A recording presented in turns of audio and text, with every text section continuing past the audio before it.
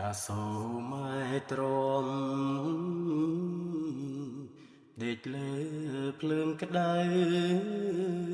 មុខម៉ែហើមស្រមើ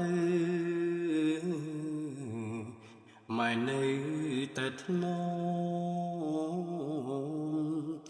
ញើសឈាមម៉ែហូរក៏ទៅវល់ក្អមកូនជុះងាយកូននោមម្ដាយលៀងពុំស្ងួតដៃហាអើហាអើយកូនជុះងាយកូននោមម្ដាយលៀងពុំស្ងួតដៃ